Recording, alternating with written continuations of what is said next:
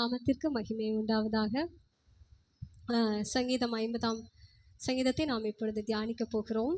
முதலாவது வசனத்தை பாருங்க. வல்லமையுள்ள தேவனாகிய கர்த்தர் வசனித்து சூரியன் உதிக்கும் திசை தொடங்கி அது அஸ்தமிக்கும் திசை வரைக்கும் உள்ள பூமியை கூப்பிடுகிறார்.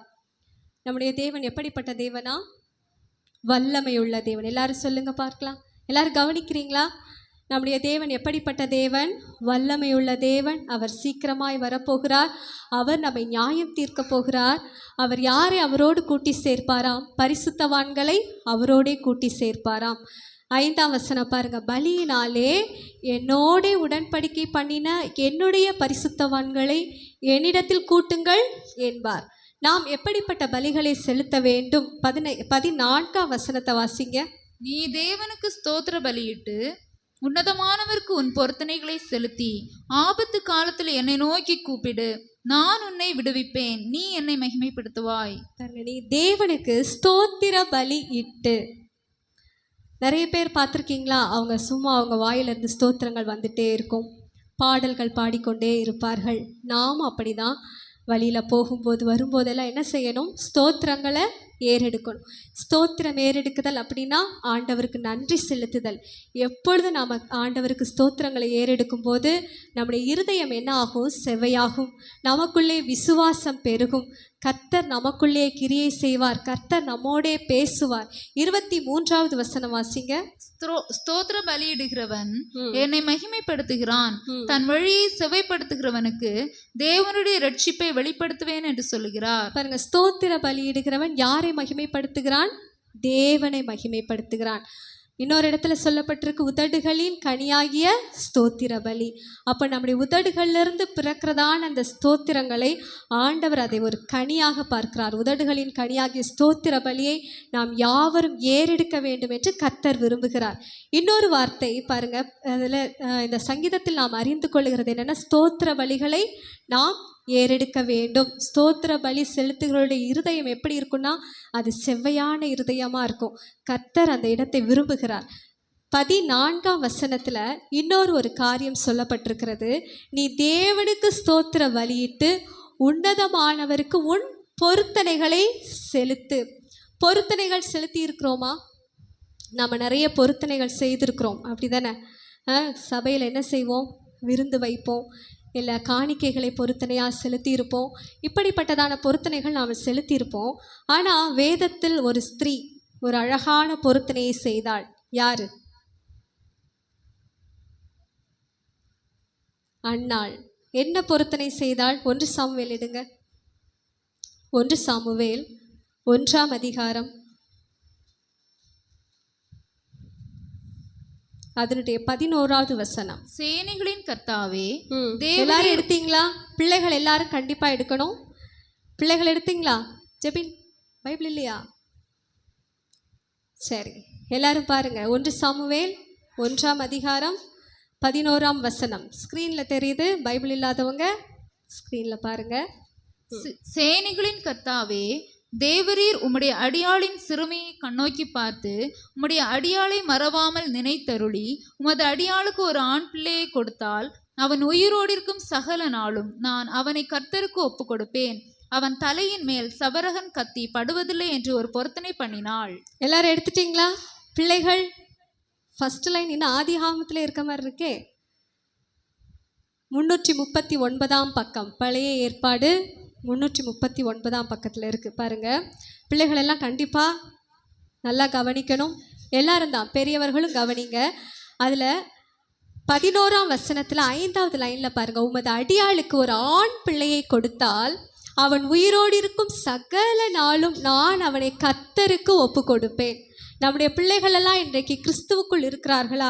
நீங்கள் கிறிஸ்துவுக்கு உங்கள் பிள்ளைகளை ஒப்பு கொடுத்துருக்குறீங்களா? தேவனுக்கென்று நம்முடைய பிள்ளைகளை நாம் வளர்க்கிறோமா?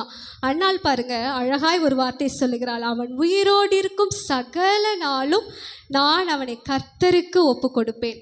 அண்ணால் ஒப்பு கொடுத்தாளா? 28ஆம் வசனத்தை வாசிங்க.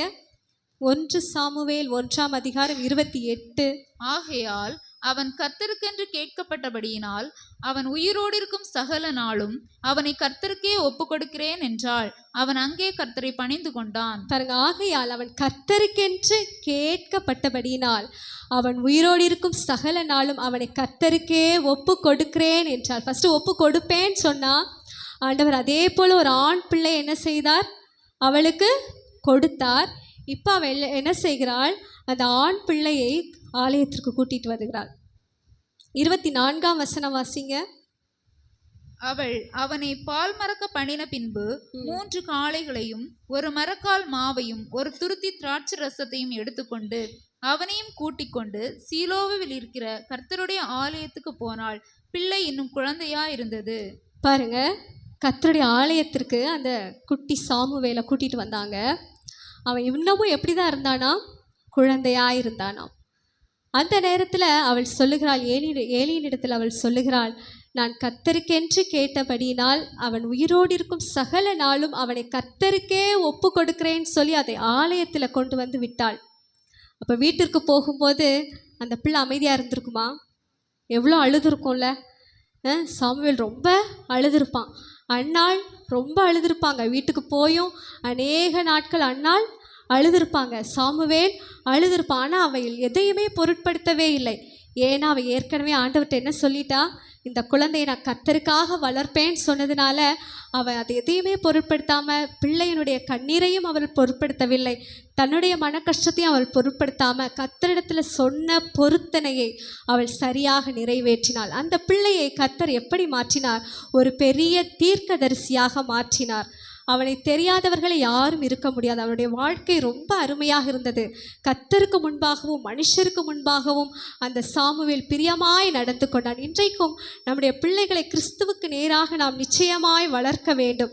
பிள்ளைகள் கேட்கவில்லை, சபைக்கு வரமாட்டேங்கிறாங்க, அவங்களை அப்படியே விட்டு விடாதீங்க. எப்படியாகிலும் ஆலயத்திற்கு கொண்டு வருகிறதற்கு நீங்கள் கட்டாயமாய் முயற்சி எடுக்க வேண்டும். பிள்ளைகள் மேல் பெற்றோருக்கு தேவன் அதிகாரத்தை கொடுத்திருக்கிறார். இன்னைக்கு பிள்ளைகள் அதிகாரத்தை எடுத்திருக்கிறார்கள். சொல்லுங்க, கவனிக்கிறீங்களா? பிள்ளைகள் மேல் தேவன் யாருக்கு அதிகாரம் கொடுத்திருக்கிறார்? பெற்றோருக்கு அதிகாரத்தை கொடுத்திருக்கிறார். பெற்றோர் என்ன சொல்லுகிறார்களோ அதை தான் பிள்ளைகள் கேட்க வேண்டும். அதே இடத்துல ஏலியினுடைய பிள்ளைகள் எப்படிப்பட்டவர்களாக இருந்திருக்கிறார்கள் என்று பாருங்கள். 2ஆம் அதிகாரம் 12ஆம் வசனம். ஏலியின் குமாரர் பேலியாளின் மக்களாய் இருந்தார்கள். அவர்கள் கர்த்தரை அறியவில்லை.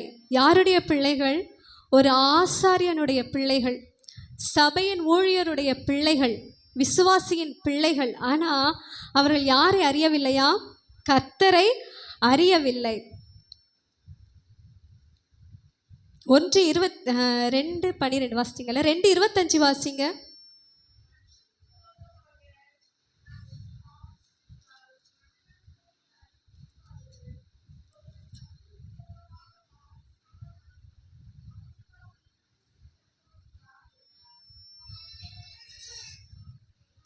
பாருங்க, அவர்களோ தங்கள் தகப்பன் சொல்லை கேளாமற் போனார்கள். யாரு?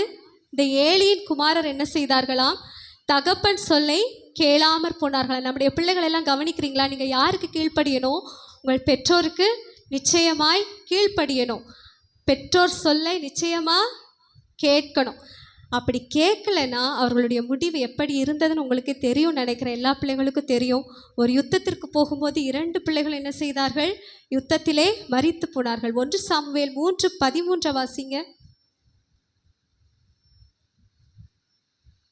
அவன் குமாரர் தங்கள் மேல் சாபத்தை வர பண்ணுகிறதை அவன் அறிந்திருந்தும் அவர்களை அடக்காமற் போன பாவத்தின் நிமித்தம் நான் அவன் குடும்பத்துக்கு என்றும் நீங்காத நியாய தீர்ப்பு செய்வேன் என்று அவனுக்கு அறிவித்தேன். ஏலி என்ன செய்தாராம்? ஏலி என்ன செய்தார்? தங்கள் பிள்ளைகள் பாவம் செய்கிறார்கள், தவறான பாதைகளில் போகிறார்கள் என்று அறிந்தும் அவர்கள் என்ன செய்யலையா? அடக்காமற் போனானாம். நாம் பிள்ளைகளை அடக்கி வளர்க்க வேண்டியது நம்மேல் விழுந்த கடமை. பிள்ளைகளை கீழ்ப்படிய பண்ண வேண்டியது நம்மேல் விழுந்த கடமை. சில பிள்ளைகள் ஆராதனைக்கு வரல, வீட்டில் இருக்கிறாங்க, தயவு செஞ்சு அந்த ரூமுடைய லாக்கை நீங்கள் எடுத்து விட்டுருங்க. அதுதான் நம் பிள்ளைகளுடைய ஆத்மாவுக்கு செய்கிறதான பெரிய நன்மை. இன்னமும் அப்படியே இருந்தோம் என்றால் பிள்ளைகளுடைய ஆத்துமாவிற்கு நாம் ஒரு நாள் கணக்கு கொடுக்க வேண்டியதாக இருக்கும். நம்முடைய பிள்ளைகள் இன்றைக்கு கிறிஸ்துவுக்குள் இருக்கிறார்களா, உலகத்தில் இருக்கிறார்களா என்று நாம் சற்று சிந்தித்து பார்ப்போம். பிள்ளைகளை கிறிஸ்துவுக்குள் வழிநடத்துகிறதற்கு கண்டிப்பாக நாம் முயற்சி எடுக்க வேண்டும். அப்படிதான் இந்த அன்னாள் கர்த்தருக்குள் ஒரு பொருத்தனை செய்தால், அதை அப்படியே செய்து நிறைவேற்றினாள். பின்னால் அவன் ஒரு பெரிய தீர்க்கதரிசியாக மாற்றப்பட்டான். இன்றைக்கு நம்முடைய பிள்ளைகள் யாராக மாற விரும்புகிறீர்கள்? நிச்சயமாய் பிள்ளைகள் கர்த்தருக்கு ஊழியம் செய்கிறவர்களாகவோ, இந்த தேசத்திலே அநேக ஜனங்களை கிறிஸ்துவுக்கு நேராக வழிநடத்துகிற பிள்ளைகளாய் நம்முடைய பிள்ளைகள் மாற வேண்டும். அப்பொழுது இந்த சங்கீதம் 50ஆம் அதிகாரத்தில் 2 காரியங்களை பார்க்கிறோம். ஒன்று, ஸ்தோத்திர பலிகளை ஏறெடுக்க வேண்டும். இன்னொன்று, நம்முடைய கர்ப்பத்தின் கனியாகிய பிள்ளைகளை கர்த்தருக்கு ஒரு பொருத்தனையை செலுத்தி அந்த பொருத்தனையின்படி பிள்ளைகளை நாம் வளர்க்க வேண்டும். அதுதான் தேவன் விரும்புகிற காரியம். நாங்கள் கடந்த வாரத்தில் ஒரு ஊழியர் கூட்டத்திற்கு போயிருந்தோம்.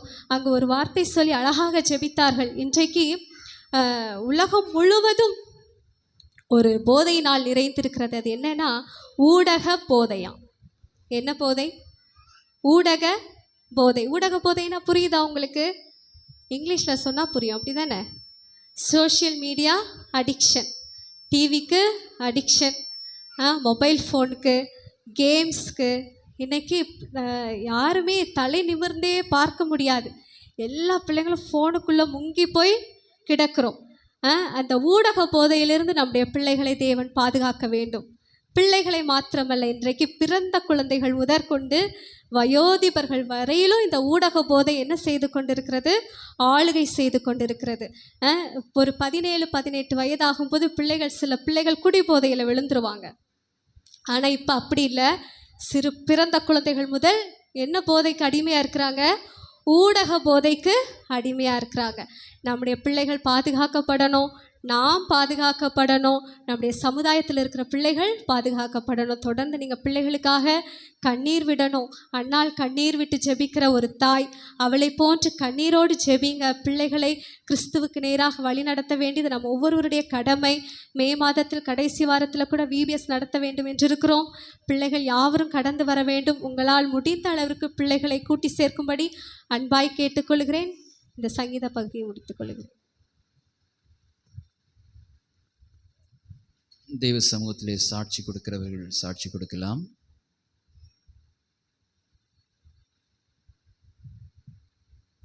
சிறுவர்கள் எழுந்து நின்று பாடல் பாடி வசனம் சொல்வார்கள்.